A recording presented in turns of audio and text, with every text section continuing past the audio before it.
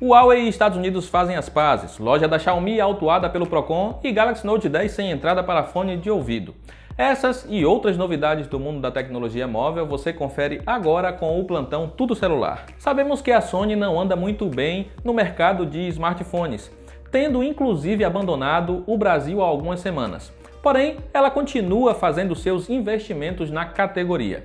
Em fevereiro, ela mostrou ao público o Xperia 1. Nós estivemos na MWC 19 em Barcelona para conferir seu mais novo top de linha, que inclui um conjunto geral interessante, como a primeira tela OLED de proporção 21:9 e resolução 4K já vista em um smartphone.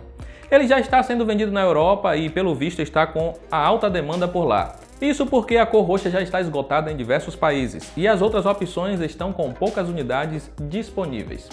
Infelizmente, quem ficou interessado vai ter que apelar para um modelo importado, visto que a japonesa se retirou do mercado brasileiro de smartphones. A nova série CC9 da Xiaomi deve ser apresentada em breve e detalhes sobre ela estão aparecendo com maior frequência nos últimos dias. Segundo novos rumores, o CC9e, o modelo mais simples, deve ser oferecido com até 6 GB de RAM e 128 GB de armazenamento. O preço da variante mais cara supostamente será de R$ 1.200 em conversão direta, nas cores branco, azul e preto. Já o CC9 deve ter até 8 GB de RAM e 256 de memória interna, um processador Snapdragon 710 ou 730 com tela OLED de 6,39 polegadas. Também se espera por uma terceira variante, que se chamaria Xiaomi CC9 Meitu Custom Edition, que seria idêntico ao padrão, mas com algumas modificações no sistema operacional. Essa nova linha deve ser apresentada pela Xiaomi no dia 2 de julho, em um evento na China.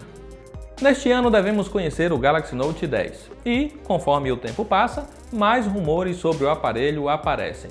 Imagens de capas da Alexa para o aparelho mostram que ele não deve ter porta P2 para fones de ouvido e, aparentemente, contar com somente uma saída de som presente na parte inferior. Além disso, as renderizações reforçam o que já havia sido dito anteriormente, como por exemplo, sobre as 3 câmeras traseiras esperadas para ele.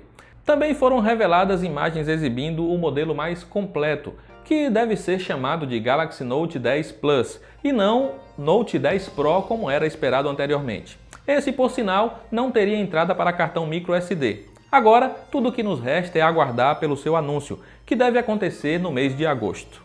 A Xiaomi finalmente abriu sua loja oficial em um shopping em São Paulo, trazendo diversos produtos do seu catálogo para o Brasil. Entretanto, conforme revelado pelo site Mundo Conectado, muitos deles não tinham homologação na Anatel. Agora, o Procon fez uma fiscalização e notou algumas irregularidades, como por exemplo, produtos sem manual de instruções em português. Assim, a loja pode ser multada por conta desses erros. A empresa ainda não se pronunciou sobre o caso. Assim como os concorrentes, a Nintendo também está desenvolvendo seu próximo console de nova geração. A fabricante de tela do novo Switch deve ser a Sharp e, aparentemente, a japonesa deve continuar a parceria com a Nvidia para o seu processador. Segundo rumores, o Switch Mini, como está sendo chamado, deve trazer um chip Tegra X1 Marico e até 8 GB de RAM.